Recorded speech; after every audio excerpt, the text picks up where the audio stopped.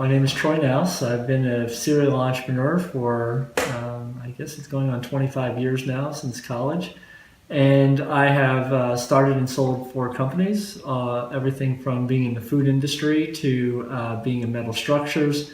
And I have a lot of experience in doing that. I've also, after selling my second company, I became more of an angel investor. So doing a lot of venture capital and investing in companies.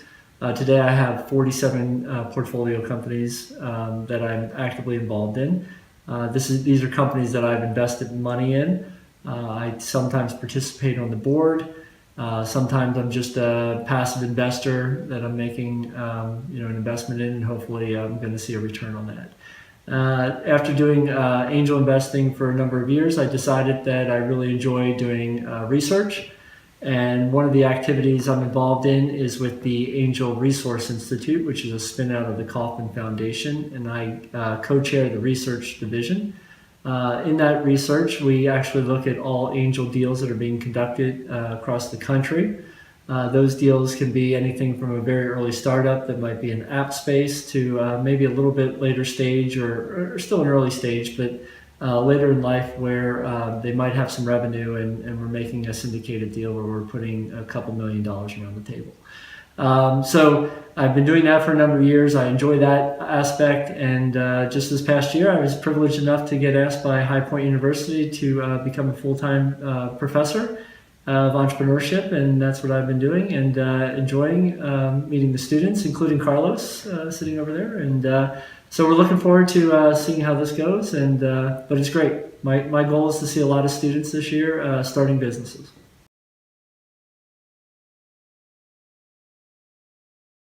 So the major difference there of people that really think they're entrepreneurs and people that aren't entrepreneurs but they want to say they are goes down to risk. Are they willing to quit their day job? Are they willing to, in the case of a student, bypass an opportunity for an internship with a large major corporation, having a job with a large major corporation? And it's really difficult to for a student to go for 4 years of college, the expense of going through college, their parents giving them feedback that they really need to go out and get a job and learn what it's about to be.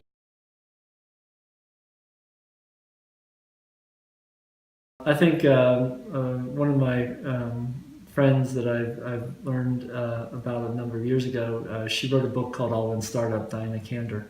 And in that startup book that she wrote is, how do entrepreneurs really go about launching their companies? And I think one of the biggest failures, and I see this all the time, is an entrepreneur thinks they have a great idea, so they instantaneously go out and build that idea, brand that idea, and then try to sell it. And ultimately the customer didn't want it, or they wanted something different. And she calls it the loop of despair. And so the entrepreneur goes back and they try to, design something a little bit differently and go through the whole process again. And really, what's important is that you as an entrepreneur are building something that really customers want, not just that you want. So whether it's a new technology, whether it's a product, whether it's a service, you really need to test that. And I think there's just too many people that go out there, spend a few dollars, spend another few dollars, and they get to a point where now they're taking on credit card debt and they're leveraging their houses to continue to build their companies, and nobody wants to buy anything. So I think it's that. I think it's just doing your research before you actually go out and spend the money.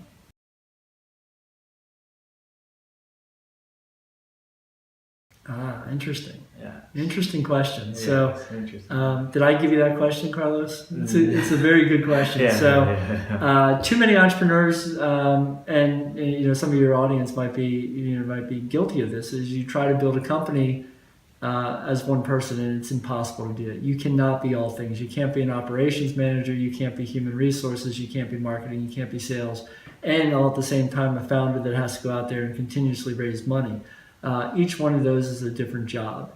And so what I like is, and the teams I like to invest in are where there's maybe 3 or 4 people that are committed to a project.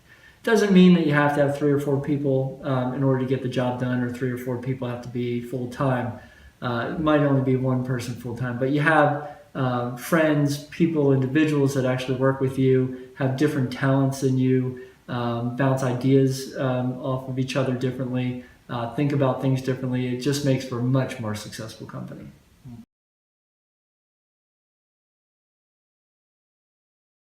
So I was going to answer this question and just tell you it's luck. No, I'm just kidding. It's not just luck. Yeah, there are definitely skill sets that entrepreneurs have, but it's dependent on what industry they're really focused on. So entrepreneurs that are focused on biotechnology, healthcare, medical devices, their skill set has to be much more technical. It has to be scientific. They have to actually understand what they're working on. More from an intellectual property standpoint, because that's where a lot of the value is driven very early in the startup stage. When you get into more app development, the skill set might be computer programming. It doesn't really necessarily matter. Every deal is going to be different, and every entrepreneur is going to be different. And we talked earlier today about teams, and that's why you want to put a whole team together, because entrepreneurs have different skill sets.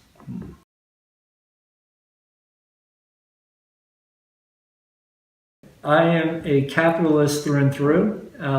Nothing can be successful without the ability to make money. And so one of the things that I always realize, there are people that don't like the idea of actually always chasing the dollar. Some people have thoughts about doing nonprofits and the ability to make that successful. And the truth is, in order to make a nonprofit successful, whatever you do, you need to have money coming in. And so with money, you can do a lot of good.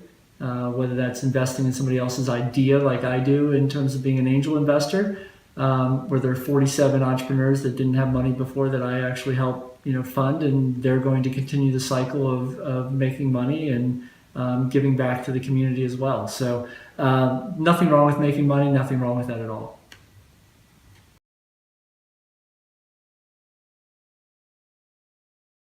So we talk about the entrepreneurial mindset a lot on campus, and we talk to a lot of students, a lot of professors about that. And what does that mean? It means you have to have the ability to problem solve. You have to have the ability to be creative.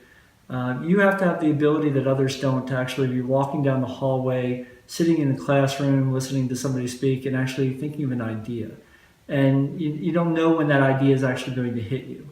And what I just say is, for college students, keep an open mind. Realize that you might stumble across something that is incredible, and you have the opportunity to build a really highly successful company. We have all heard the great stories of college students that dropped out of college because they came up with an idea and now they're billionaires. Carlos, you could be in that the same footsteps here just the next few months. You don't know when you're going to come up with that idea, and just keep an open mind. That's it. That is the experience of an entrepreneur. Definitely.